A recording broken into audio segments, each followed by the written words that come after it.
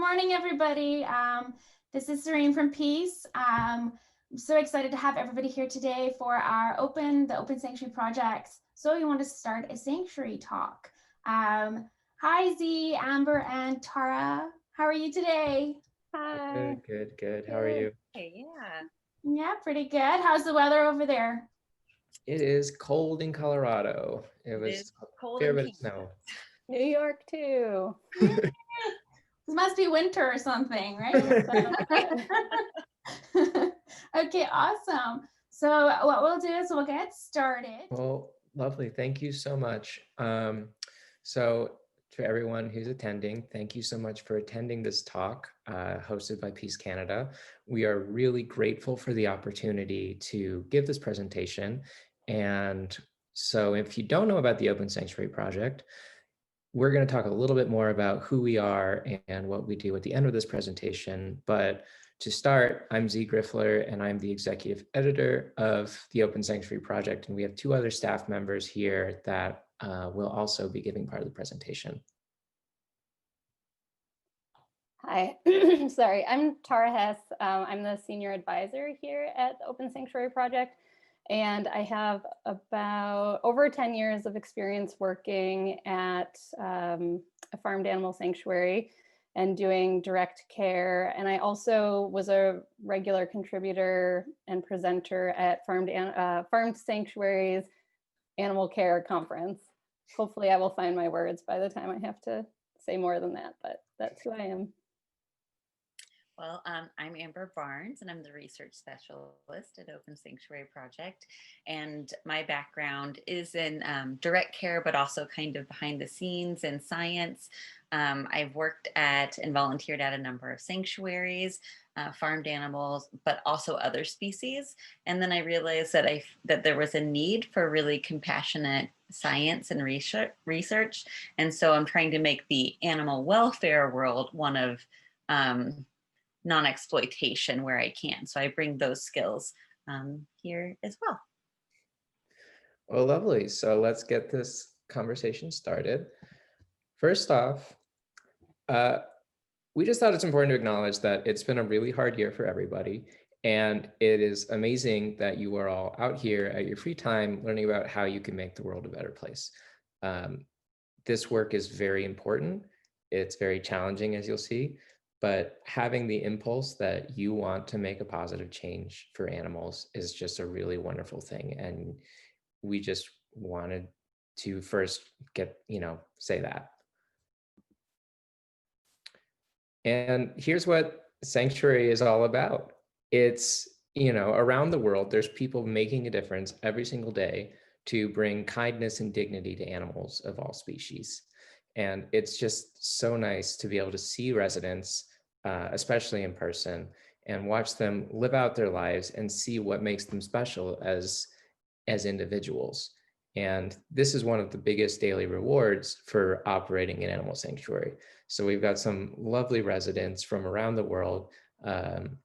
There's Tito at Love and Arms in Colorado. There's Paquita at Juliana's in Colombia.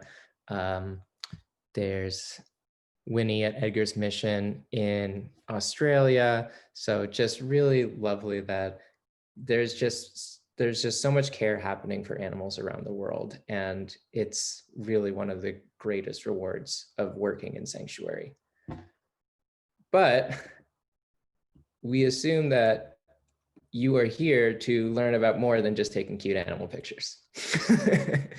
So there is so much that goes into creating a responsible and sustainable sanctuary organization that it can be really overwhelming to know where to start. So we wanted to start with some of the very basics and how even some of those basics can become quite complicated. And, just starting it off strong, and perhaps one of the most complicated basics that there is, which is that by definition, if you want to start an animal sanctuary, even if you never formally incorporate it with any government entity, you're starting a nonprofit organization. In some places it's called a registered charity. And when you start a nonprofit, there's a lot that goes into that. So it's not just caring for animals, it's understanding how you need to do your governance, your accounting, and how are you going to raise money responsibly, and how are you going to track that, and how are you going to, basically everything's involved in starting any other kind of nonprofit. Even if you decide that starting a nonprofit formally isn't quite right for you, you should still really know all of those things, because all of those skills are going to really help you create a sustainable organization. And this is the part where, we're just going to ask the audience, if the audience has any thoughts on this. What sort of commitments do you think are part of operating a sanctuary? And what kind of challenges do you think you might face in starting a sanctuary? We'd be happy to talk about any of that. Raising money. Oh, yes, that is a big one. It's probably the big one. Because of course, if you're starting a sanctuary, you're not profiting off of the animals. So how are you going to raise that money responsibly? It's a great question. Time management, 24/7. Yep, these are all great points and things that we're going to talk about in more detail pretty soon. And of course, these are all wonderful things in the chat. Ongoing volunteer commitment. How do you get volunteers who are starting to volunteer for you to come back every single day, because the animals need to be fed and taken care of every single day? And avoiding burnout. Burnout happens in every organization, but it's so difficult in sanctuaries because the work, as was said before, with the time management, it is 24/7. So how do you create a sustainable thing that you can just keep on coming back to every single day? And setting limits. Wow, setting limits is a huge topic in sanctuaries, and it's a challenge that a lot of sanctuaries go through. And we have some conversations about that on our website, and we might talk about it here as well. And where to find a vet that will give care immediately, even if you're waiting for funds to be raised.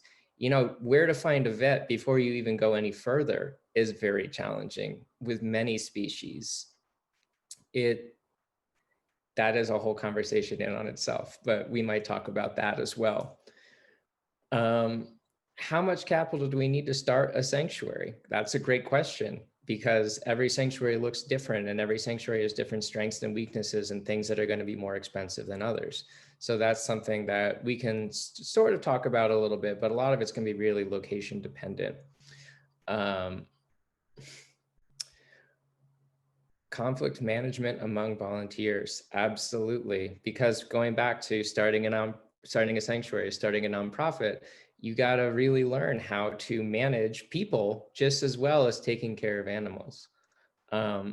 Zoning requirements. Rural is strictly agricultural. Yep, zoning is a huge issue with sanctuaries, and a lot of big sanctuaries have had huge problems with zoning, because certain details, they seem like they're fine, and then suddenly they're not fine, and you got to figure it out.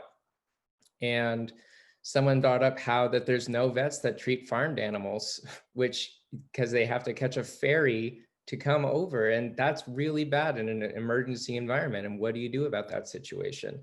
And that's something that, if you have further questions about that, you can talk to us about it at any time, or maybe at the end of this conversation, if you want, we'll share our contact information. So yeah, those are all really good points about things that are very important about starting a sanctuary. So now I'm going to hand it off to Amber to go a little bit more into detail about some of these questions and some of these challenges. Okay, great. Well, some of you mentioned time. Yes, time is a huge one, and it may seem very obvious, but myself included have also underestimated the time that it takes to really. I haven't started a sanctuary, but I've worked at one, and I understand the time that goes into it. And so it's often easily dismissed as like, of course, it's going to take some time. But really, it's important to consider what this commitment really means and kind of sit with that, like learn a little bit about what that really means day to day and what that means long term, and sit with it and process it, and be really honest, with if that's something you can navigate yourself. And if it's not, that's okay. We're going to talk about that later, but there's so many ways to help that don't involve actually operating, a sanctuary as well. So one of the things here is that I'm pulling up my little notes here. I should preface, and we'll get into this on another slide, I'm recovering from a concussion, so I lose my train of thought a little bit. So if that happens, then just bear with me. I'll find it. It just sometimes takes a second. So the daily commitment, it is, you have to get up early and you think you have a routine. No, something is almost always going to happen to change what your day is going to look like. Somebody's not going to be feeling well, or there's going to be a fence that needs mending. But even without all these little extras, you have to get up and make sure everyone is fed, water, and not just water, but like these, like water bowls are clean, or water troughs are clean. And then you're cleaning bedding, you're constantly moving. And within all of that, you have to stop when someone needs assistance. And if that's just you, or even it's just you even if it's you and a multitude of staff, it will take so much time.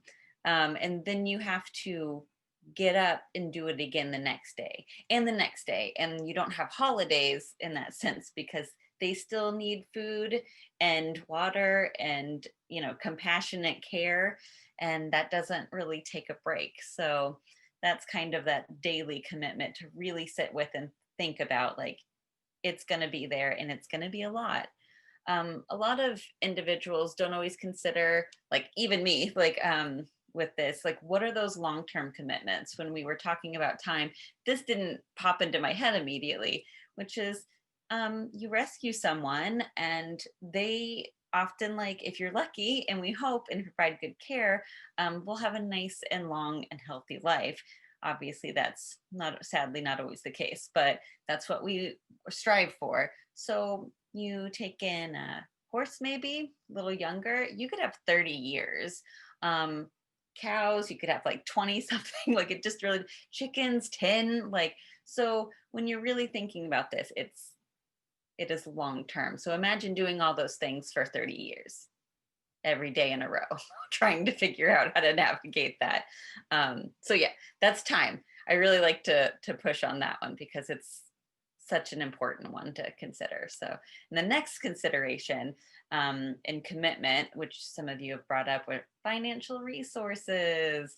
I'm really proud of the little graphics here I found. I thought it was very, demonstrative of like what can happen. It cost a lot of money.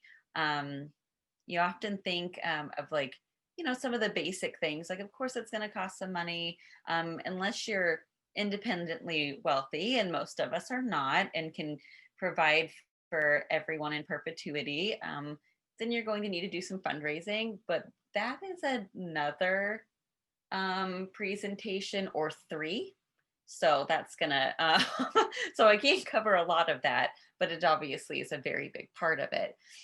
And if you look at the operational costs, it's more than just food and like supplements and bedding. And Z, can you flip to the next slide? I can't figure out how to do it. Thank you. Sorry. So you have your food and supplements, you have some vaccinations, you have some bedding, but there's so much more. Land and property, like those upfront costs, are obviously really expensive, but then you have renovations, you have construction, you have these shelters. And if there's existing shelters, often they need work to be good living spaces for residents. And so you have to renovate, you have to hire people, or, like really learn some great construction skills real fast. Vehicles cost money, equipment, even tools, like there's another broken shovel. And I know that doesn't seem like a big deal, but you will have so many broken shovels and rakes that need replaced, or buckets. And like anyone, you have to pay for electric, gas, water, and there are a lot of taxes or regulatory costs that can be incurred as well. So really, like, there's so much more than often individuals think. So it's really great to think about that and have a good plan in place of how we're going to cover that. So, which leads me into personal costs. And I kind of want to put a little trigger warning on this, because starting a sanctuary and working at one, volunteering at one, being a part in any way of the care of other individuals in their lives and their feelings and their pain and their, you know, their experiences, it takes a lot. You're going to run into individuals in poor health. And even if in the best situation is you've rescued someone and they live a long and wonderful life, saying goodbye still really hurts, and it takes its toll. And often due to their backgrounds or their genetics, they might have poor health, and you might have to do that more often. And that can really add up. And it's very exhausting, and it can be frustrating to feel like you can't do more, and heartbreaking. And individuals who work with animals in this way, or any individual requiring like compassionate care, you're going to face, or in general, the population there faces higher rates of grief and depression, and even self-harm, and suicide is higher in these care professions. It's really, so if you take care of that mental health, it's really important. And obviously somebody mentioned burnout. Yeah, burnout's a thing. It's a real thing. Burnout, compassion fatigue, they're a little different, and you can learn about that in some of our resources, but they're both really important. And you're going to feel it, and others are going to feel it too. And so it's really important to find support and ways to process those feelings. But once again, time comes back. And so when do you have time to do this? When do you have time for yourself? When can you ensure there's time and space for volunteers or staff and helping them, while also making sure you're taking care of yourself? Those are all things to really consider. And this, once again, is every day, you know, weeks, months, years of this. So it can really take a toll. And then I would like to shift to not only are there emotional costs, but there are physical costs. And this is something that I really want to highlight, because as I said, I have a concussion, right? Well, concussions you are at a much higher risk of concussion. You're a much higher risk of like broken bones, or like nasty cuts or bruises, falling off a ladder, trimming someone's, hooves that are, a little scared or something. Like, there's so many things that can happen. And so it's really important that you are able to get good care for yourself.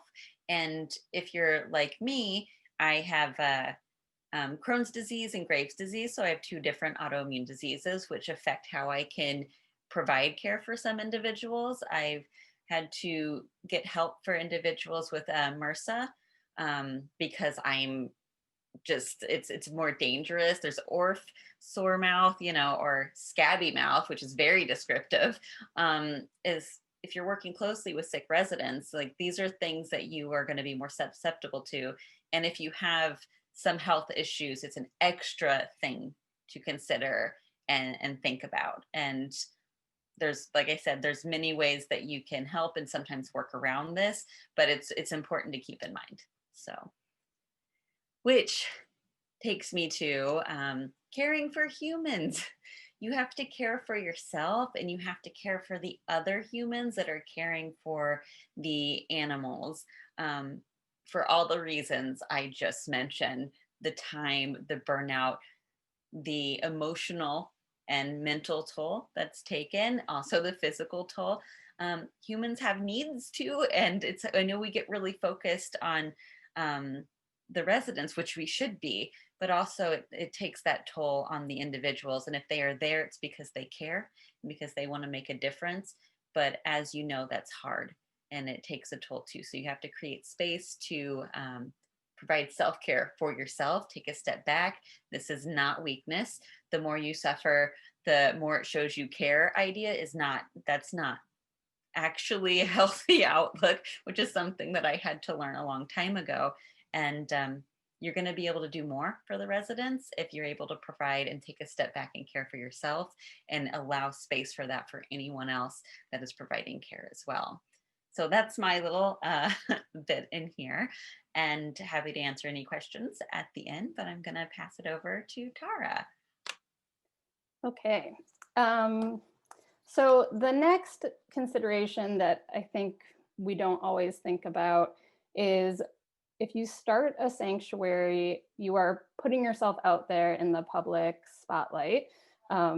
Sometimes this is something that people are very comfortable with, but other times, like if you're like me, like it is painful and uncomfortable. And I think sometimes people go into this work not just because they love animals and they want to help animals. Sometimes there's also, in addition to that, this idea of like, oh, I don't have to work with humans. I get to work with animals. And like, you get to work with animals, but like the humans are always going to be there, even if you are the one doing all the work yourself.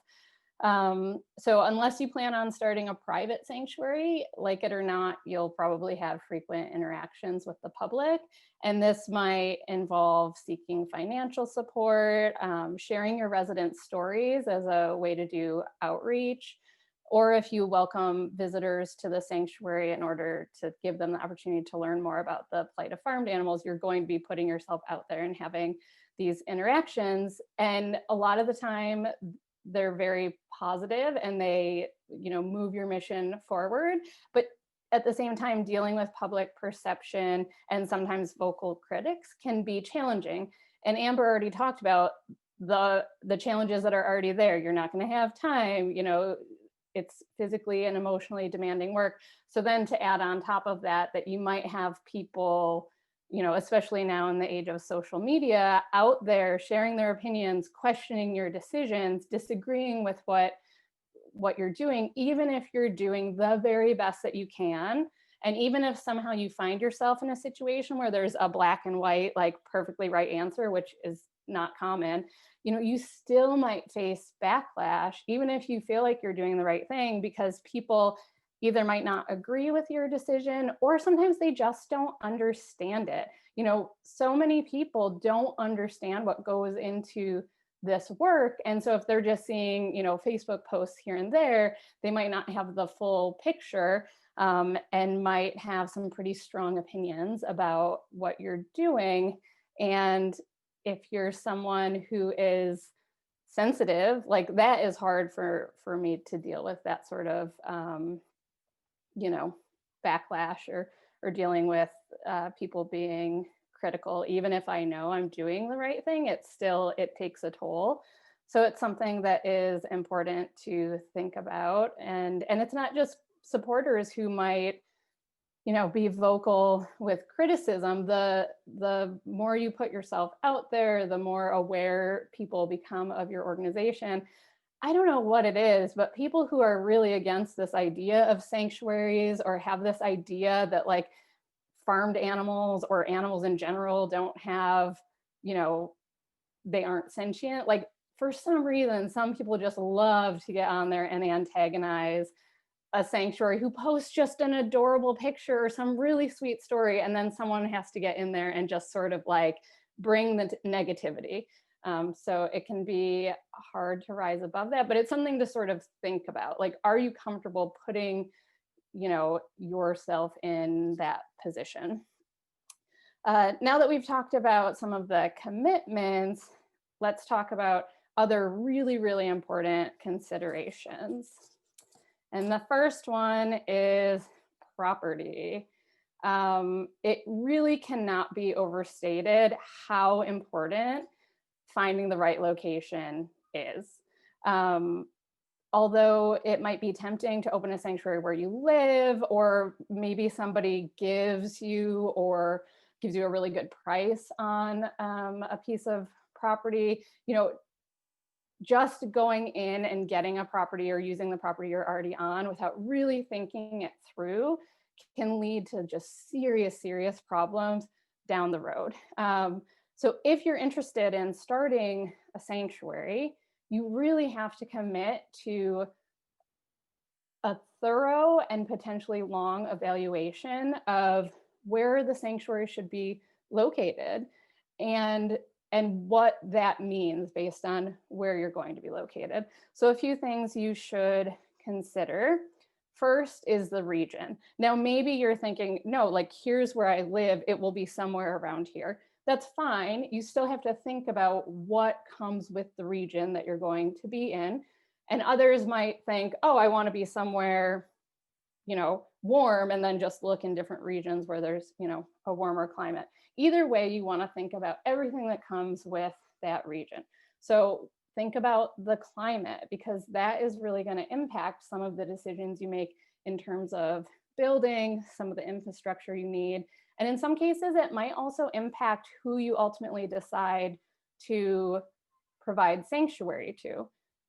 So if you're looking in a region where it's super hot and humid for a significant portion of the year, you might consider, focusing on species who do better in that climate than some others.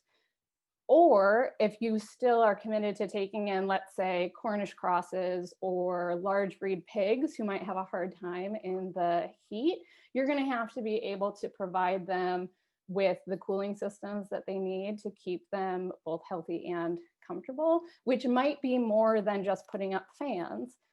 Fans might be your cheapest option, though still not cheap. But in some locations, that still might not be enough if you're just blowing around hot air. You might need to get a more elaborate and therefore more expensive cooling system for a barn. So it's important to think through these things. There was that question in the beginning about like, how much capital do you need? These are the things where it really depends, but you want to go in with a plan and your eyes as wide open as they can be, as opposed to, building a barn, bringing in some residents, summer hits, and you're like, oh my God, everybody is overheating and getting sick, and scrambling to, fix things along the way. You really want to plan ahead. Another thing you want to think about in terms of region is, are you going to be in a rural area or a more urban area? And, either there's not a right or wrong here, but it's going to impact what your sanctuary looks like, and also could impact some things like cost. If you're trying to find 200-acre property, probably you're not going to be, super close to a rural area, or land costs might be much higher. You also might face different like zoning issues if you're in an urban area. One thing that I think not everybody necessarily thinks about is, are there already sanctuaries in this region? And just because there are doesn't mean that you can't start a sanctuary there, but it's important to think about what that means. And can you form a relationship with this sanctuary, and will it be a positive relationship, or will there be some sort of tension and competition, which again will just impact things for you? Like, will there be a big enough volunteer pool if there's 2 sanctuaries or multiple sanctuaries in a very small region? There are certain areas where there's multiple sanctuaries that get along very well together and sort of support each other, and that's great. But there are other regions where they might not, and it might be a little bit more of a competitive sort of thing. So again, it's something that's important to think about. And then the last thing in terms of region, and this came up with the mention of the vet having to be ferried in, is you really want to think about what veterinary care is available in this area, because what if there isn't a vet? Having to have somebody ferried in. I've heard stories of vets having to be flown in. They maybe come in like once a week or something. These are serious challenges that you have to really think about. Is that the best area for you to be in? And what will that look like for your animals if there's an emergency? And even if it's not as extreme as like there's no vet in the area, even if there are vets, is there a hospital? Is there a hospital that will see cows if you're going to rescue cows? Because if the closest vet is an 8-hour drive, Amber already told you there's no time. Can you commit to a 16-hour round trip, a round trip experience for a cow going to the hospital, even if it's not an emergency situation and they can handle that trip, that's a whole day that you've lost. Who's doing all the work that needed to be done? So it's important to think through, all these things when you're sort of evaluating a region or trying to figure out which region is going to work best. Then you want to think about, are you going to rent your property or are you going to buy your property? Which again, Amber mentioned with the financial resources. You might think, oh, like I have to raise a lot of money if I'm going to buy a property up front, so maybe it's better to rent. Ideally, you should own your property. I know there are sanctuaries that don't, and there are sanctuaries that don't own their property and they never have an issue with that. And that's wonderful. But think about some of the things that could happen if you don't own your property. What are you going to do if you're told that you can't continue your lease and you need to leave? And it's not just you relocating, but it's however many animals. And think about the resources that you might put into making a property work. And now you're going to lose all that if you can't bring barns with you. So it's important to think that through and think about, are you willing to make the upfront? Can you get those upfront costs to buy a property? And if not, can you have a plan in place for if a rental, falls through? Next, you want to think about zoning, which is another thing I know someone brought up. It's so important to understand a property's zoning before you purchase it, because it is going to impact so many things. And you could just find yourself with your hands completely tied where you can't do these things that you had these aspirations to do. So zoning could affect things like which species you are allowed to have on the property. It could impact the number of residents you're allowed to have, either in total or sometimes per species. It really depends on where you are. You might also find that you're allowed to have, let's say, chickens, but you're not allowed to have roosters. Is that's something you want to know ahead of time, so you can either decide, yes, this is okay, we won't rescue roosters, or no, this isn't the property for us. It also is going to impact what you can build and where you can build it potentially. And this might be things like actual structures or even a parking lot for your guests. It can impact whether or not you can have public events and what those public events look like, how many people can attend, can you serve food at those events? And then this last one is, it's not something that is fun to think about. Amber already, brought this up, that when you are committing to offering sanctuary to an individual, you are committing to their lifelong care. And that means that even with the best care, unless they outlive you, which is another thing that you would potentially have to plan for. But if they pass away, or you and your vet have decided that their quality of life is such that euthanasia is the most compassionate choice, that decision is hard enough. But then you also have to do something, with the resident's body. And not every property allows you to bury your residents there, which has different implications for small residents versus large residents. If you have cows, horses, pigs, what are you going to do? You need to know ahead of time that you can't bury, so that you can come up with a plan for what you're going to do, and also sort of investigate what the possibilities are. Because in some areas, you might really be faced with a very expensive private cremation, which might not even be available, or a situation that is problematic and something that you wouldn't want to consider doing. Like, you might not have a lot of good options. So those are things you need to know about ahead of time, so that you're not dealing with them on the fly and just trying to make a decision when you're really faced with an impossible decision.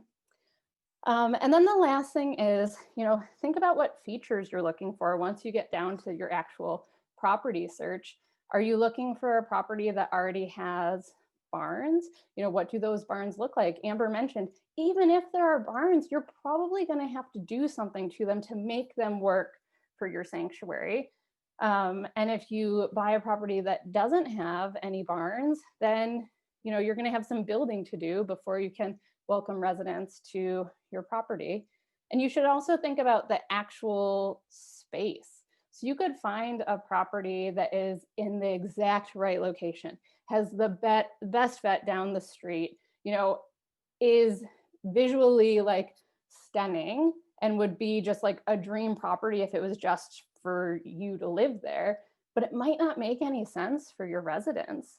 If the pastures that you would use for your, let's say your cows are, cliffs and ravines, like that's not safe. You might have chunks of your property that are just unusable for your residents. So you really want to evaluate the property, the region, and again, you're never going to find the perfect place.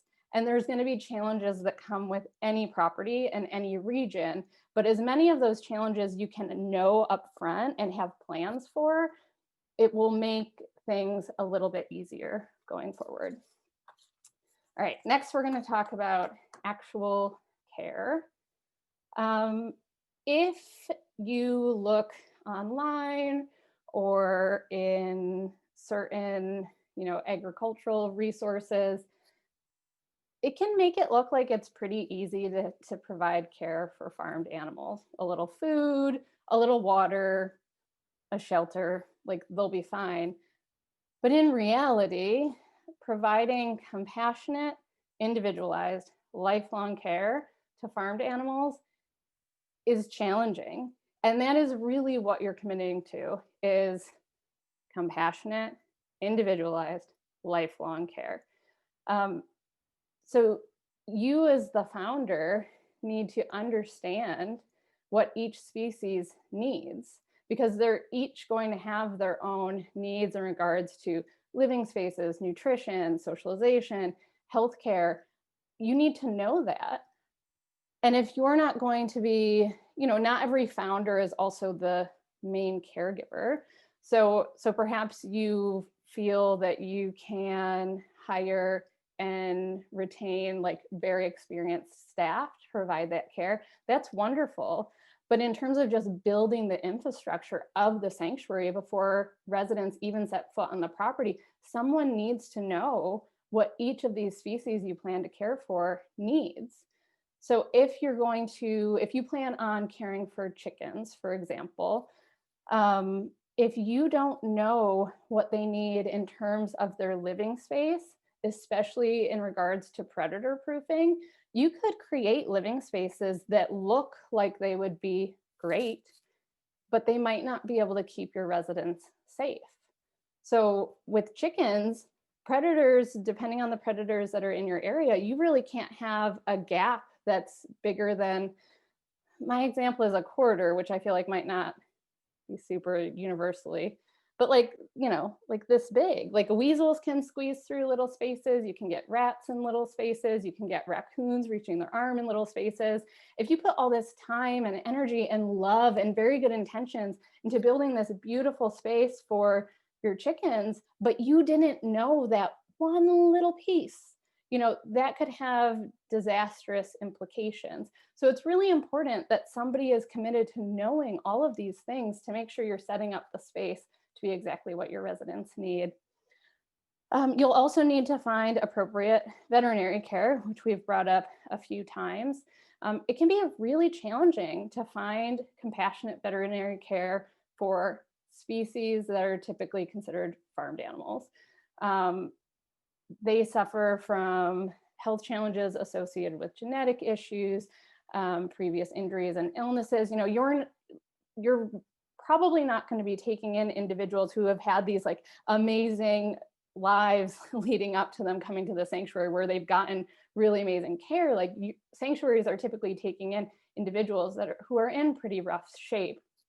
So on top of that, it's also just, sometimes it feels impossible to find compassionate veterinary care.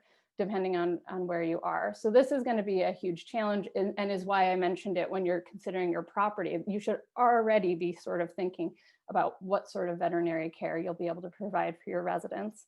If you're caring for multiple species, you could find that you need multiple vets.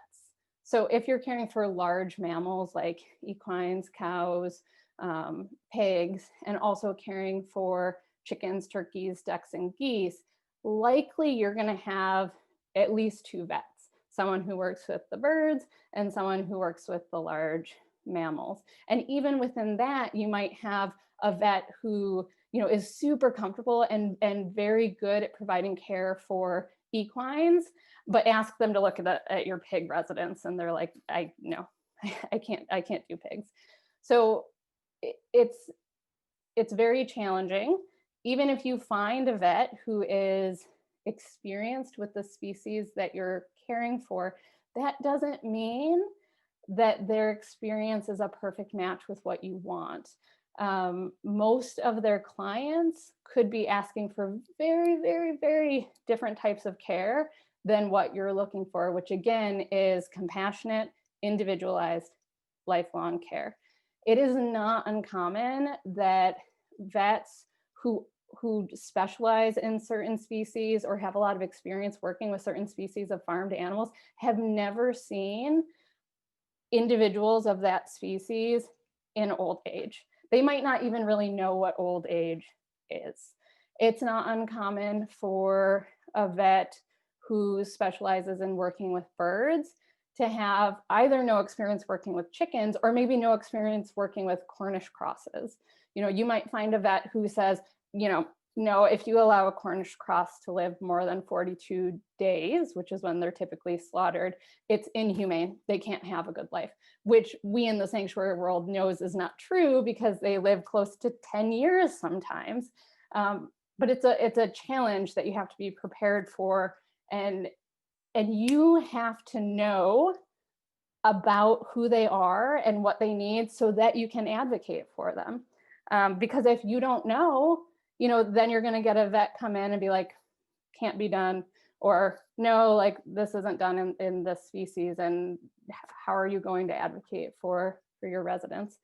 So it's important to really have a plan for, you know, working with a vet, looking for a vet, and also just being realistic that unless you are able to work with a vet who already has experience working with sanctuaries, there's going to be a lot of sort of figuring things out along the way, establishing a relationship, making sure your vet understands what you're looking for. And it might take a couple years of sort of working with each other to get to the point where they really know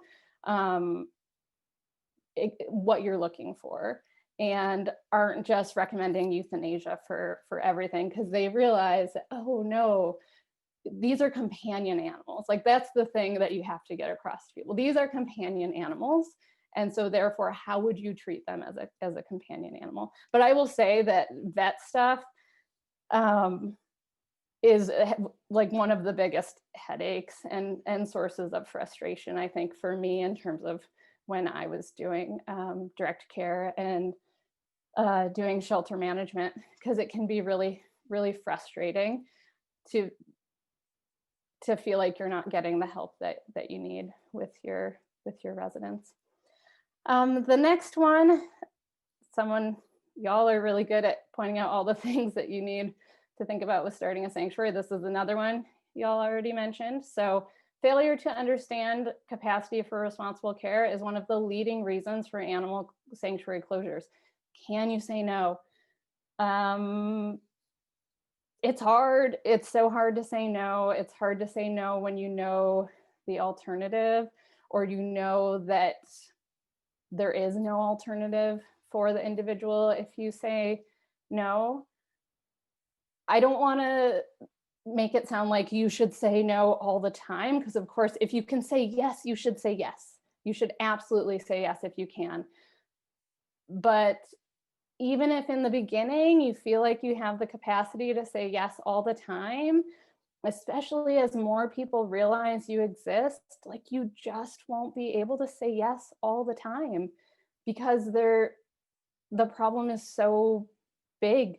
There's just so many animals who need sanctuary.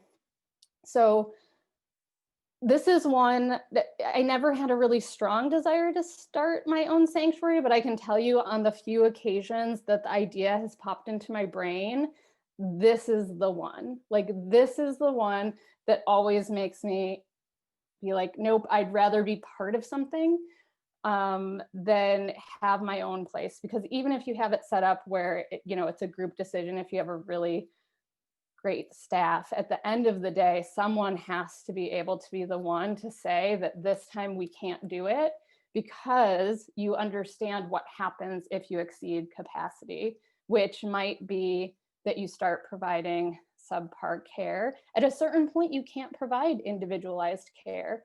If you have more animals than you can even, interact with throughout the day, your staff or you will be even more prone to burnout and compassion fatigue if you're taking a difficult job and just making it totally unmanageable.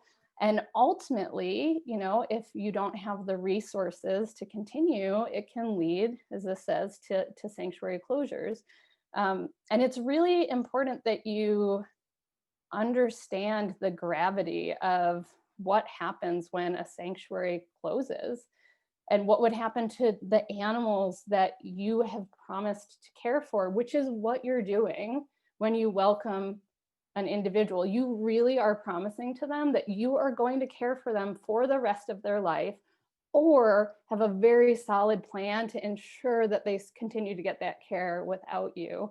The reality is, when sanctuaries close due to unpreparedness, their residents can find themselves in situations that are as bad or even worse than where they came from. And even if, the sanctuary community rallies and is able to take in all of these individuals, depending on how many there are, that can push other sanctuaries to the limit, which can then have this domino effect. And even if it doesn't have that impact, where now another sanctuary is sort of maxed out, we already said you're not going to be able to say yes to everybody. Every spot that is now filled with someone who has already been saved is someone else who doesn't get saved because there's not room. And so every time a sanctuary closes, it has a pretty significant impact on, the sanctuary community. So it's something that you really have to take seriously, because again, you're committing to care for animals for 10, 20, 30 years, depending on who you're taking in. And so you have to have a solid plan in place for those individuals. Next up, let's talk about some alternatives. So the point of this wasn't to scare people out of starting a sanctuary. And of course, there's so much more that goes into starting a sanctuary than we could even cover in this. So many of these topics are entire presentations or series of presentations unto themselves.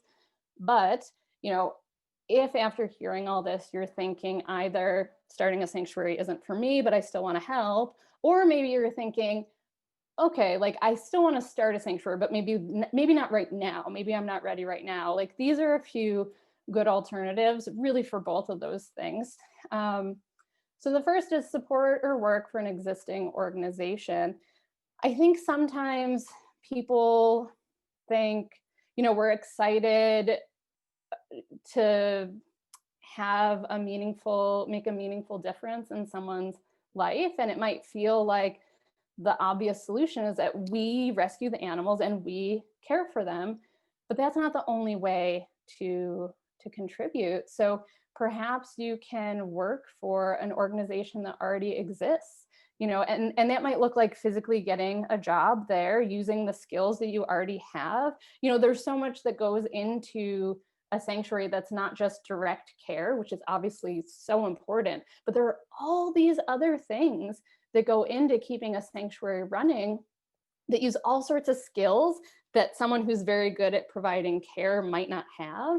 So perhaps there's a way you can use skills and strengths that you already have to support an existing organization, either by becoming a paid employee or a board member, or maybe it's even, finding a way to use your skill set to just support them. Maybe you're a graphic designer and you offer to do some design work for a sanctuary. It doesn't have to have anything to do with direct care, and it could still have a really big impact.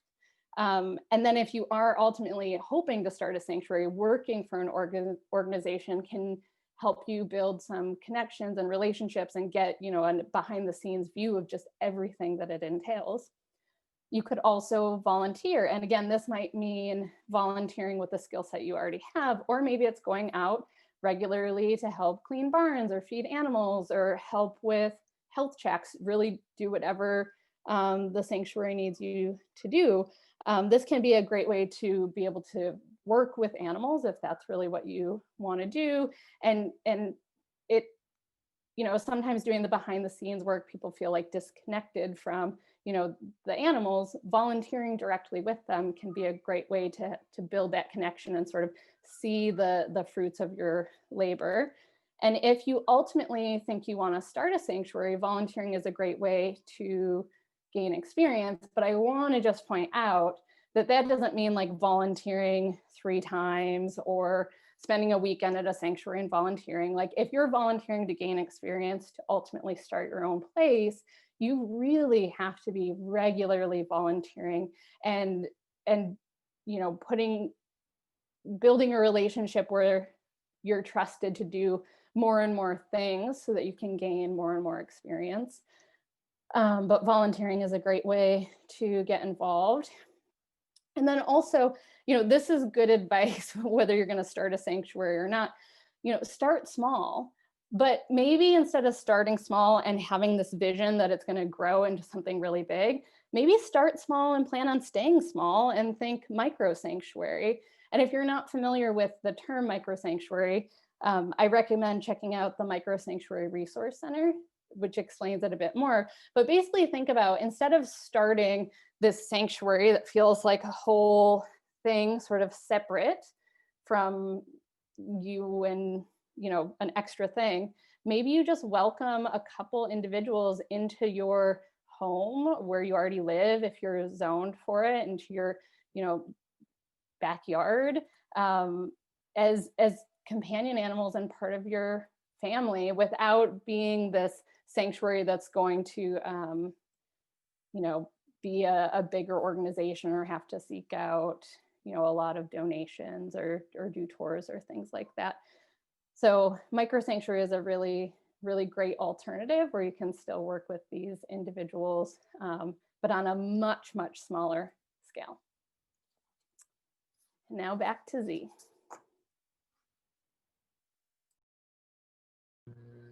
I'm back. So that was just a little bit of some of the lot of information. I know we threw a lot of stuff at you.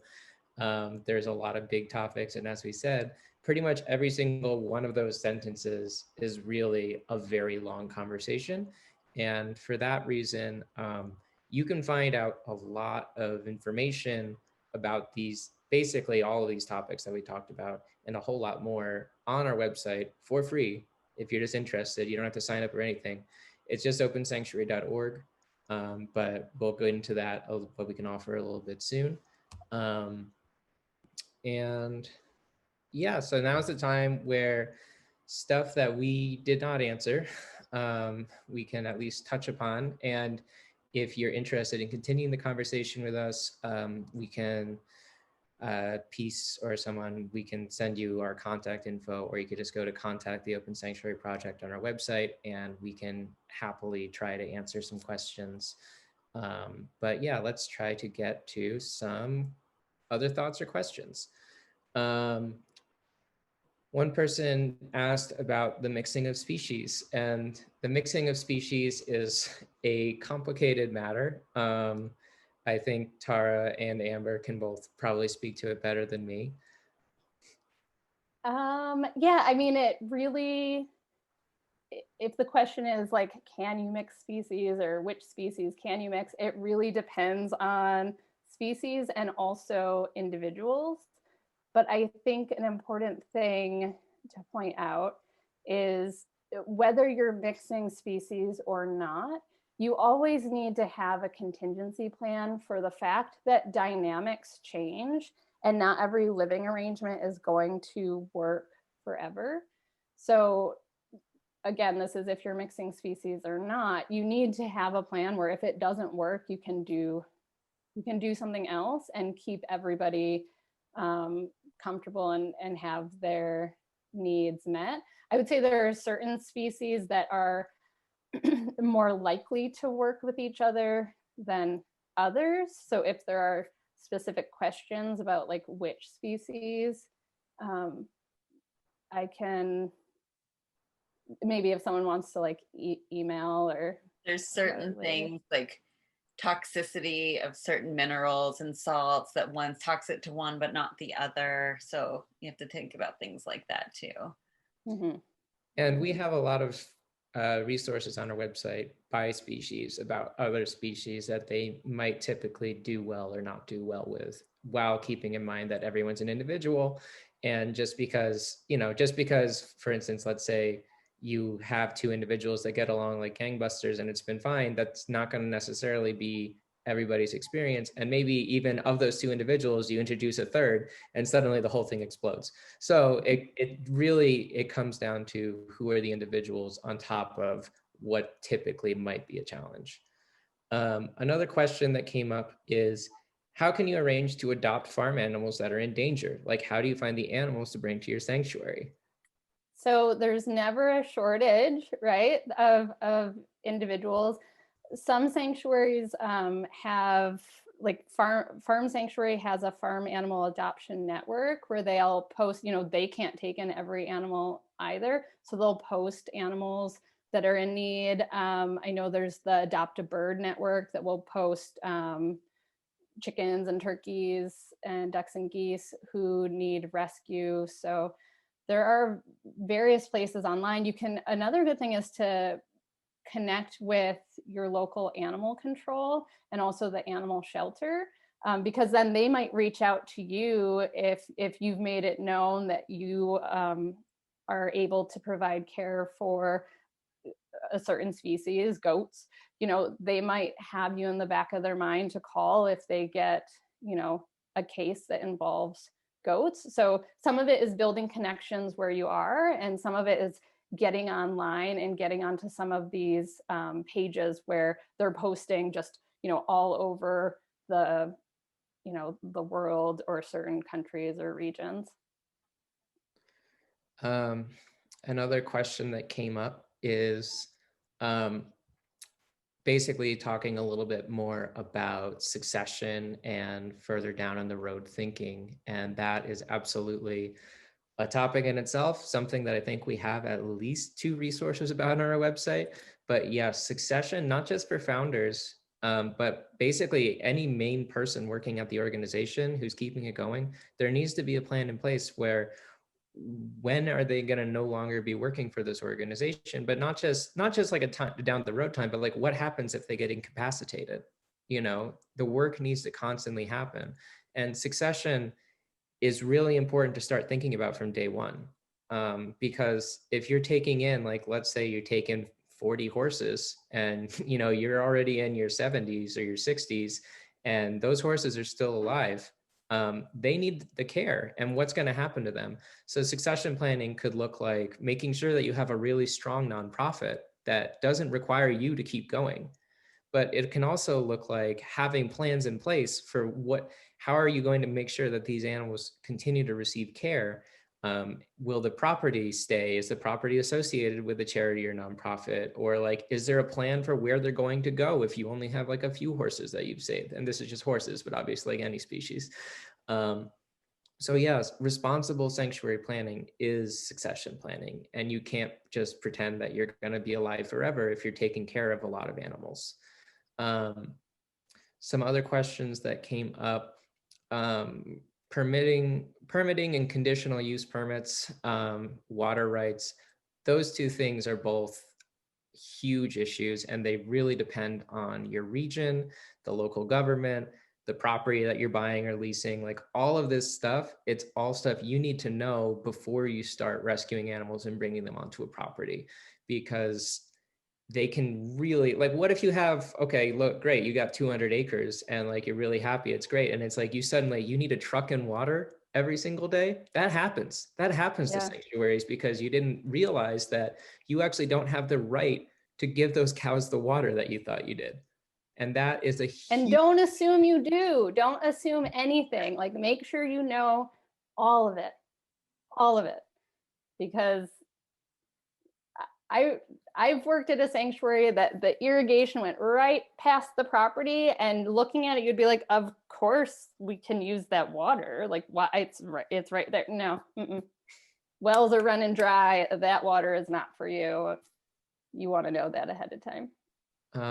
keeping neighbors happy. Wow, it can be very challenging. Typically, if you are working on a property in a rural or agricultural area, it is not uncommon for your sanctuary to be surrounded by 30 farms or just, other organizations that might not have the same views. And you do not want a neighbor who hates you. It will make everything harder.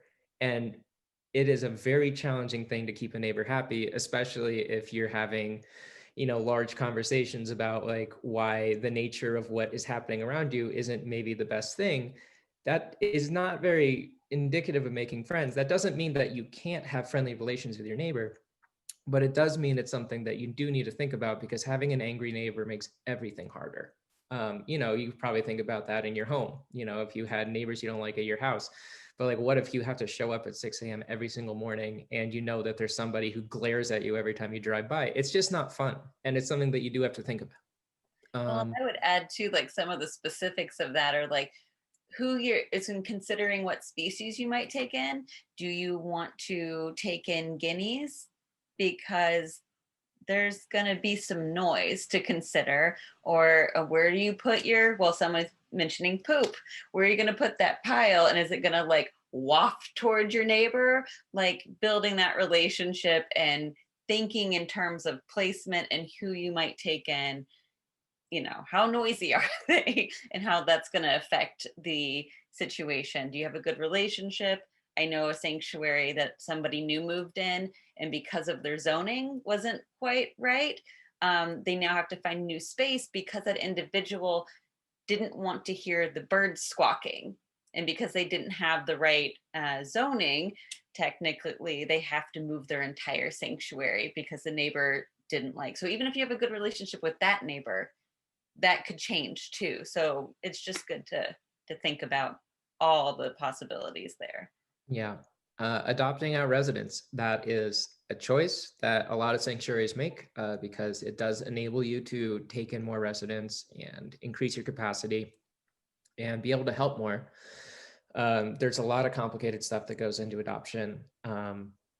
We have a really extensive set of resources with free templates and explanations of why what's in the template is in the template. If you're interested in learning more about adopting residents, it's great. It's just a lot of extra work because you're vetting adoptees. You're making sure that the animals are going into suitable homes. You might be just making sure 5 years down the line that the animal still has what they need. So increase, adoption is really wonderful. It's not for every organization. A lot of sanctuaries don't adopt out just because they've decided that it's too much additional. So yeah, there's just a whole lot that goes into adoption.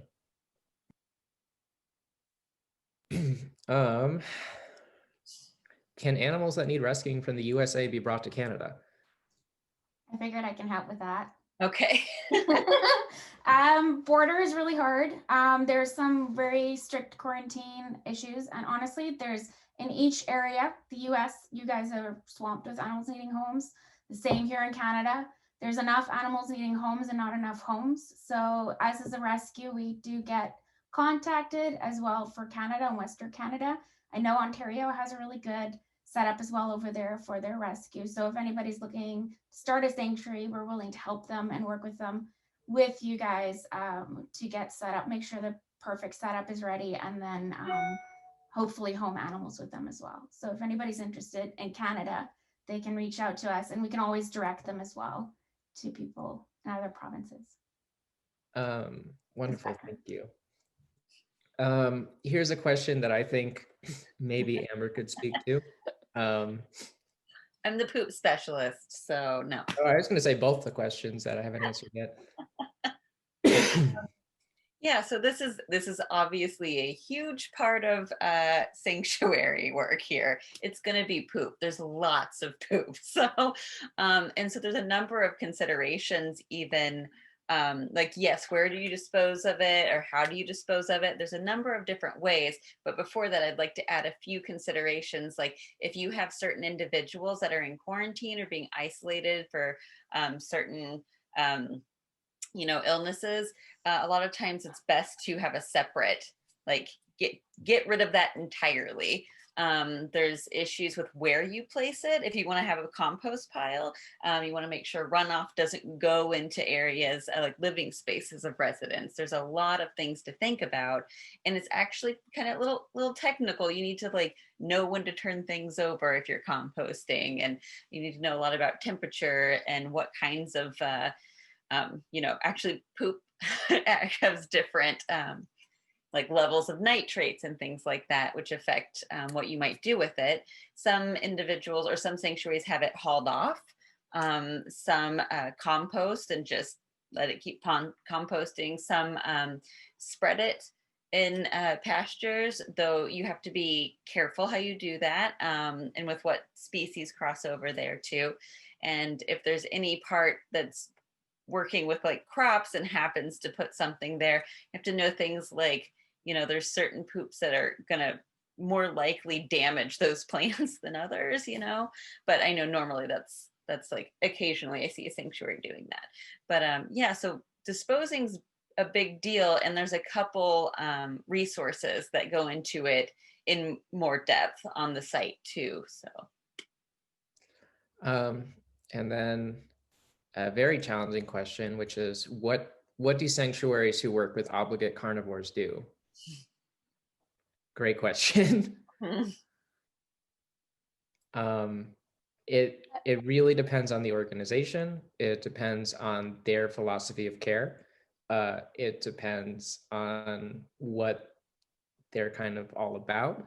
But the bottom line is a sanctuary needs to provide what that animal needs. And a lot of the time with obligate carnivores, there's not really a better answer than unfortunately feeding animals to animals. And that is a big challenge. And it's something that, especially if you're a vegan organization, you probably are going to want to think really carefully about whether you want to bring an obligate carnivore, like even a barn cat, into your organization and what you're going to do. That is not a question that we can answer for you, and it really depends on your own values. And then the last question that we have currently is dealing with criticism, especially via social media. Whew, it is challenging. It's very challenging, especially when you know that you made the best choice for your organization or the best choice for an individual, and you know that the people criticizing you don't have a full picture, and they might be going off of 1/100th of a piece of information that you dealt with. And it's also difficult because blowing up at someone on social media doesn't make you look good. It just kind of, people just see more people arguing as opposed to, so it's very challenging. And some sanctuaries have like dedicated, if they're lucky, like social media people, so that the founders and like the people making the decisions aren't the ones who have to like field criticism about their own decisions, which can help put a buffer and kind of calm things down a little bit. But ultimately, it's kind of up to a sanctuary's own philosophy of how transparent they want to be. And we actually have an entire resource that's about transparency and accountability, and a separate resource about social media that kind of goes through some of the complications of just posting anything on social media as a sanctuary, and how you can do so responsibly in a way that promotes good sanctuary, because it's very easy to post things without context and for the context to be lost, which can actually lead to some harmful things. So there's a whole lot that goes into everything to do with social media. Our social media resource is super long, and it's kind of hard to even conceptualize kind of everything. But I would say our general guidance is try to keep it positive and try to not get into like big public arguments with people, because it doesn't tend to end well in the favor of the sanctuary, regardless of how right you might be. And it's hard. It's really hard. It's hard. One thing I'll add is I've never been in charge of a sanctuary's social media page, but following my former employer's social media page for a decade, I sort of figured out, you start to realize the things, this might be totally unhealthy, but now I'll like look at a picture and be like, here's all the stuff that like someone could possibly say, because sometimes it's really surprising the sort of assumptions that a place will make. Like you hope that they would give you the benefit of like we're providing good care and we care about these animals, but some of the assumptions can be pretty surprising. Just one example, I don't know if people know this, but if you take in a cow, for example, who has been dehorned previously, sometimes depending on how that dehorning goes, they'll get what are called scurs,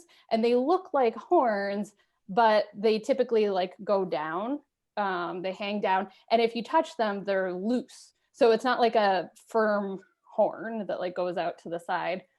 And I had taken a picture of this cow, Chester, who had scurs that hung down and were like like you could grab them and like pull them out like this if you wanted to, but they hung down next to his face. And it was a beautiful, I'm not a photographer, but I was really proud of this photo, and it was posted, and immediately people were like, how could you let that cow's horns grow into his face like that? Like that was the first assumption, not giving anyone the benefit of the doubt that like that wouldn't be the case, not even a question like, are those horns okay? And it's hard sometimes, especially if that happens over and over again, to feel like you're constantly defending yourself. But it's helpful to sort of think about like, I know what's going on here, but what might someone think? And how can I use this as a learning opportunity for people? In hindsight, I would have posted that and been like, here's a mini lesson on scurs. Like these might look like they're growing into his face, but in reality. So really providing the context, like Z said, partially like to save yourself from some potential headaches, but also it's just a good learning opportunity for people. And depending on the setup, it could prevent sort of issues going forward. Like you might post a photo that's really cute, but has some problematic things that you know are totally fine because you were there to make sure everything's fine. But someone might look at the photo and be like, oh, you know, goats can just be loose wherever, you know, and be in like a storage shed and like going through like feed cans. Like someone might see that and be like, oh, that's fine, when really there are some like concerns associated with that. So I think really adding context whenever you can and trying to turn it into sort of a like learning opportunity for people. Yeah, and I would say with that as well, transparency is really important too. I've been involved with the sanctuary that was a part of a rescue with another sanctuary, and they had posted like, this is a rescue, that we're rescuing these individuals, and there was a lot of backlash saying that they were trying to take credit for, you know, like all this other work that we were, you know, as a sanctuary were lying and they didn't do anything. This other sanctuary did something. So like, it can be challenging. And if you could be really transparent about like, we were just, and really add those details of like, hey, we were involved in this, you know, rescue with, you know, so-and-so, and we have these individuals, why they were able to take, you know, it can also just think the details are something to think about too. So. Mm-hmm. And last question that we will answer, because I know we're running a little bit longer than we thought we might, is volunteers taking too much ownership. Is that an issue? I think it depends on what we mean by those things, but generally it's generally it's good for volunteers to have a sense of community and belonging in an organization, because creating community is something that sanctuaries can really excel at, and it can create really wonderful fields of care, so that people feel like they really want to be a part and get involved and stay involved and get other people involved. And that is really the lifeblood of any nonprofit organization. It can be an issue maybe if a volunteer starts to take on a position in the physical organization that they didn't actually have a role in. And because obviously organizations that have hierarchy, like there needs to be some sense of like who's in charge of what and who actually has a say in what, because that's how like organizations continue to like work smoothly. But generally, like so like everything in the sanctuary is kind of a level. Like to one extent, it's good for volunteers to feel like they're a really big part of an organization, but it's also important as an organization to create gentle boundaries about what a volunteer does and what a volunteer doesn't do.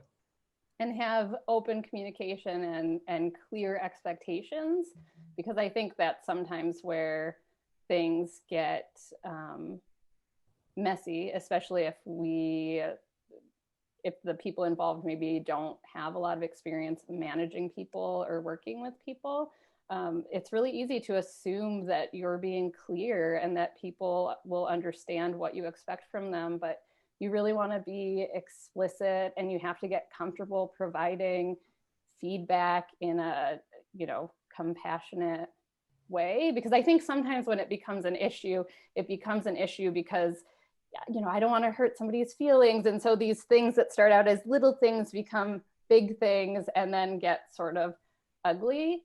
I've worked with time for that. What was it?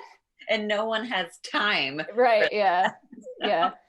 I think Z alluded to this fact, but for me, it's helpful when I've worked with volunteers to really remember, and with coworkers too, that we're all coming to things with like the best of intentions. And even if the way that, our actions are being perceived aren't really like understood in the right way, that like at the heart of it, like if somebody's like really taking over everything, it's just like misplaced sort of like enthusiasm and dedication. So finding a way to like channel that appropriately.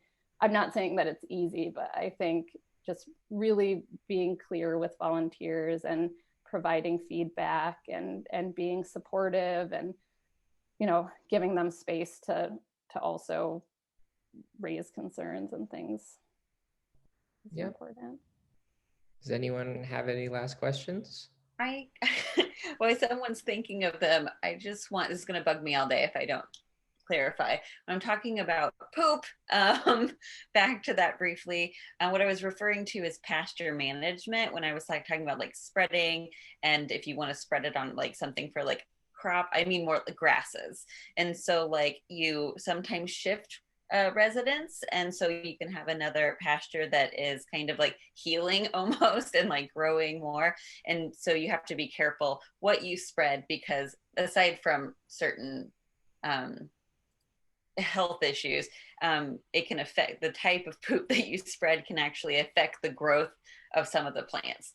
That's what I was trying to say. So thank you for that clarity. We have what, 4 things on poop? 4 entire long resources on poop? 3? There's a lot. It just all runs together now in my head.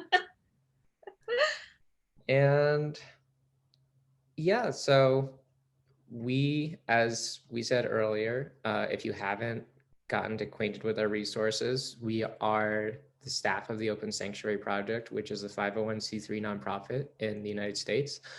And we have literally hundreds of free online resources, and they range from a lot of articles, videos, diagrams. We now have 5 courses in the care of chickens, online courses. Well, 2 main courses: basic large breed chicken care and basic chicken care non-large breed. which are phenomenal, that will end with you getting a certificate in care, so you can show to the rescue that you're working with that you know what you're talking about when it comes to chickens to some extent. And yeah, we're here for you. If you have questions about starting a sanctuary, if you see anything on our website that you're like, I wish I knew more about that, or someone told me about this, is this true? It's really easy to get in touch with this. You can just go to opensanctuary.org/contact, I think, and we will get back to you. And we are just really grateful to have the time to talk with y'all. Well, thank you so much, all of you, for coming. This has been amazing. And just yeah, I've learned so much, and I already know all this stuff, and I'm like clapping in the background and getting excited. I'm like, yes. So thank you for covering all the things that you did, because it was amazing.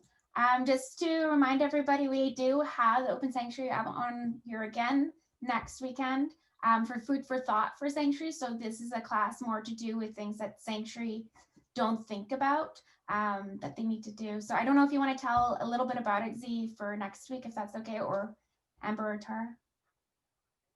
Well, Yeah. Tara might be for this one. She worked on the presentation. It looks lovely. Okay. So. Yeah, so next week we're going to be talking about a few things.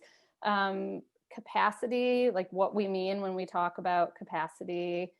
We have a brief little thing on some creative ways to raise money. We're going to talk about enrichment and why that should be a part of just basic care and not something extra. And then a little bit going off of that on this thing called animal-centered design and what that looks like, and how a sanctuary can create spaces that aren't just recreating a typical nice farm. Perfect. Thank you so much. Awesome. Well, thank you so much, everybody, again. And thank you, Z, Amber, and Tara, for coming on today, and looking forward to next week. All right, lovely. Thank you. Thank you. Have a good day. Bye. You too. Bye.